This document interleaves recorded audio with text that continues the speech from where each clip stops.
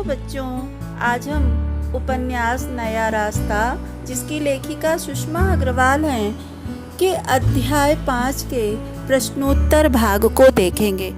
इस अध्याय में कथा के अनुसार मीनू अपने विवाह को स्थगित करके कि वो कभी विवाह नहीं करेगी, पढ़ाई के लिए मेरठ जाने वाली है। इसके लिए हम प्रश्न का अनुच्छेद को देख लेते हैं।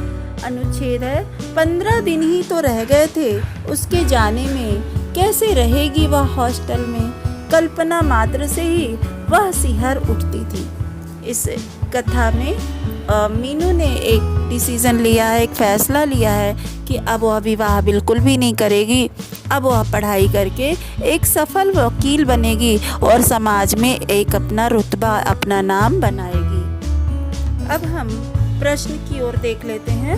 प्रश्न है, यहाँ पर कथा के किस पात्र की चर्चा हो रही है और उसके कहाँ जाने की बात हो रही है। उत्तर देखिए। उत्तर है, यहाँ पर कथा की मुख्य पात्र मीनू है, उसी की चर्चा हो रही है। मीनू वकालत की पढ़ाई के लिए अपना घर छोड़कर मेरठ जा रही है। यहाँ पर यदि हम प्रश्न के संदर्भ को देखें तो मीनू माया राम जी के मना करने के बाद अंदर से टूट सी गई है, क्योंकि पहले भी बहुत सारे लड़के वालों ने उसको विवाह करने से मना कर दिया, क्योंकि लोगों को लगता था कि वो कद की छोटी और थोड़ी सांवले कलर की है। तथा मीनू के बचपन का शौक भी था कि वह वकील बने। चलिए अगला प्रश्न पढ़ते हैं। अगला प्रश्न है, मीनू वकालत क्यों करना चाहती है, उसके जीवन का क्या उद्देश्य है। उत्तर देखिए। बचपन से ही सफल वकील बनना चाहती थी मीनू, लेकिन जब उसकी शादी में भी रुकावटें आने लगी तो उसने तय कर लिया कि अब वह सफल वकील बनेगी और समाज में अपने पैरों पर खड़ी होकर के दिखाएगी। जहां हमारे समाज में लड़कियों का बहुत पढ़ना लिखना, अच्छे जॉब पे जाना बहुत अच्छा नहीं समझा जाता है, उसी स्थिति को ध्यान में रख करके लेखिका ने इस कहानी की शायद रचना की है कि मीनू के माध्यम से वह समाज की लड़कियों के प्रति एक आदर्श दिखाना चाहती हैं, एक आदर्श स्थापित करना चाहती हैं। अगला प्रश्न है, हॉस्टल में जाने से पहले मीनू के मन में कैसे विचार आ रहे थे।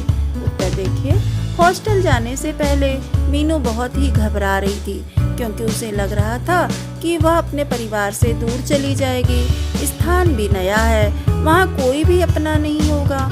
यहाँ पर कहानी को देखें तो मीनू पहली बार घर से बाहर जा रही थी, और पहली बार घर से बाहर जाने पर अगर लड़की घर से बाहर ना गई हो तो उसे बड़ी परेशानियों का, बड़े अंदेशों का एक संभावना उसे दिखाई देने लगती है।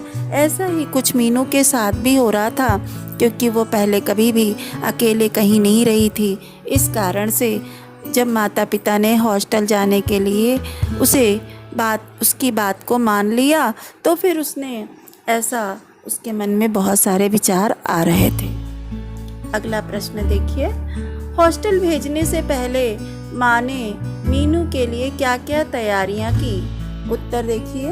हॉस्टल भेजने से पहले माँ ने बड़े शौक से और प्यार से मीनू की हर तैयारी में साथ दिया। उसके लिए नए नए कपड़े बनवाए तथा स्वादिष्ट पकवान भी बनाए।